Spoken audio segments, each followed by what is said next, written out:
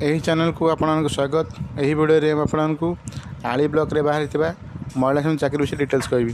देखु आली ब्लॉक रे बहुत गुड़े सीआरपीसीएम एमबीके और बैंक मित्र पोस्ट बाची जहाँ बर्तमान आप स्क्रीन देखी पारे। टोटाल बाची 84 सीआरपीसीएम पोस्ट बाची। देखो आप स्क्रीन में आपड़ी पकड़ा चाहते देखूँ ग्राम पंचायत नाम दिखाई। देखूँ बाम कड़े ग्राम नाम दिखाई। आपड़ एरिया अच्छी ना नहीं प्रथम आप देखूँ सीआरपीसीएम गोटे गोटे वैकेंसी रही 84 पोस्ट बाची सीआरपीसीएम।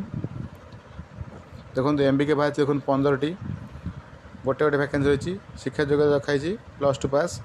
सालारी मिले 6000 टंका। देखो सीआरपीसीएम पोस्ट शिक्षा योग्यता रखाई 10वीं पास। सालारी मिले 3000 टंका।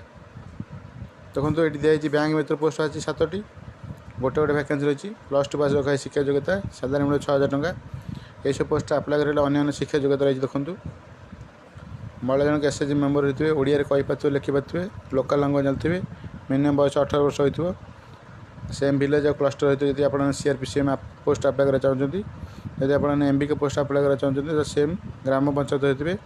यदि आप बैंक मित्र पोस्ट आप्लाय कर चाहते तो सेम एरिया होती आप बैंक टी।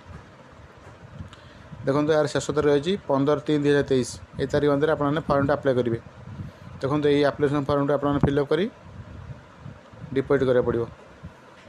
ये आली ब्लॉक रे बाहर था पोस्ट विषय डिटेल्स। जब आप प्रथम कर चैनल देखते चैनल सब्सक्राइब करूँ, ऑल नोटिफिकेशन ऑन करूँ, जहाँद्वारा ये चैनल जो इनफॉरमेशन दिखाई आप प्रथम पहुँच पार। Thank you.